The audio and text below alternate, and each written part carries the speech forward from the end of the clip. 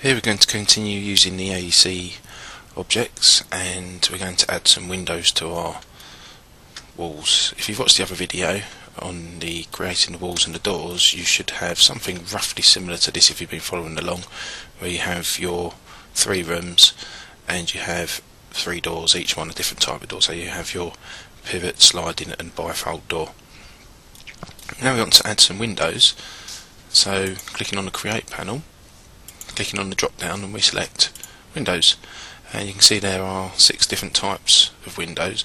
The fixed, the one that we're going to go for first, and this one is just a nice simple window to use.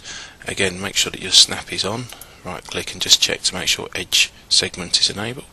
I'm going to close that, and on the edge click, drag, define its thickness up and click. We're going to need to move this window up slightly, so turn off the snap quickly and move the window up, and you can see, if we zoom right in, you can see the purple line here where the wall now has a boolean sort of square ready for the window. So that's your basic fixed window, and if we look in the modify panel and click on there, you can see there's a few options available. Just like the doors, you can change the height, width and depth and the frame, but the additional option here for windows in particular is the glazing, because you're going to want to have some glass in the window, and you can choose how thick it's going to be. So if we go to the top viewport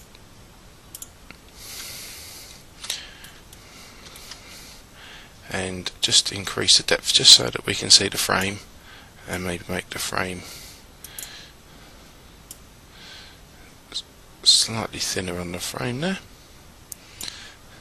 and if I rotate this round, I think perspective viewport would be useful, and just zoom out slightly and render. So that's your first window, that's your fixed. We're going to have a look at one more which we can see for the sliding, and obviously you can have a play around and try some of the other windows yourself, and I'd expect it to be a case of choosing the right window as you sort of need them. And if we go to the help and again type in AEC, double click on Design Elements and choose Windows, you can see a good description of what each window does. So we have casement, pivoted and so on. You can choose which one you want, all the materials, everything listed there, and I'd recommend that you have a look to see what they do. Close that quickly. So one more window. I'm going to have this on this wall here. So sliding window, wireframe, make sure that our snap is enabled, and click and drag on the edge, and click on the move, undo the snap quickly and move the window up to where we need it, about there. Now if I click on the modify, just like the door, you can choose how open the window is.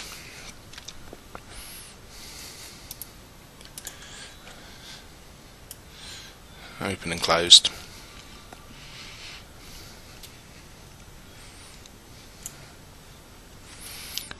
Now a very useful option is, once you've got windows set up, I'm going to look at cloning this window and placing it here, and it just saves all of the creation parameters. So holding shift down and dragging on the X for this instance and releasing it here, I'm going to use copy because I don't want them to be working exactly the same, although instance is very useful in this case if you want them to be identical, and click on OK, and you can see we now have another window. And just to make it look slightly different, I'm going to change the width here, and I'm going to have 3 windows, so shift and dragging the X, and you can see we have 3 windows. Now this middle window, just to make it look slightly different, I'm going to change how open it is. So now we have a large number of windows and doors. Now at the moment we have the standard material, so we don't actually have any glass in there, and if I was to render this, none of the windows are see-through. That'd be a problem because obviously we want them to look like glass. So I'm going to open a material editor, and we need to use the multi-sub-object, and I'll explain that further. We'll go back into the help, AEC Design Elements, and go to Windows, and if I just scroll down, you can see we have the material IDs, and we have five material IDs, one for the front rails, two for the back rails, three for the actual glass, four for the front of the frame, and five for the back of the frame. So bearing that in mind, I'm just going to minimise the help. I need a multi-sub-object material with at least 5 elements. So click on Standard, select multi-sub-object, and OK this. I'm going to discard the old material, click on OK. At the moment we have 10, so I'm going to reduce this down to 5. OK. Useful idea to do is to click on the little colour chip and just start selecting different colours initially. Yellow, green, blue and purple.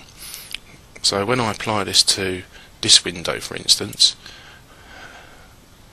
and I zoom in, I can see exactly which colour affects which parts of the window frame. So I can see that the glass is green, so that's the first area I want to work on. So for this material here under Material ID 3, if I click on the material and just quickly reduce the opacity, for instance, and then click Quick Render, you can see now it's gone slightly see-through. And if I see this next to the other windows, you can see here we have this material applied to the glass. Once you've set it up for one window, very easy to then apply the material to all the windows.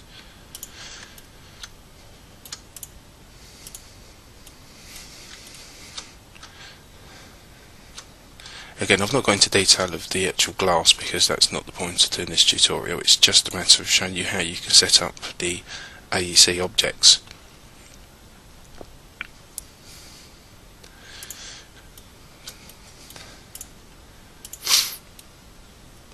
Right, so we have our windows mapped. I'm going to do the doors quickly, and in this material go back to the parent, and if I name this one Windows, I'm going to click and copy this material. I'm going to name this one Doors, and start applying it to the door, and then you can have different materials for the doors if you require. Obviously I don't want glass in these doors like the windows. You can have glass, but I'm going to prefer not to. So opacity back up to 100, back to the parent,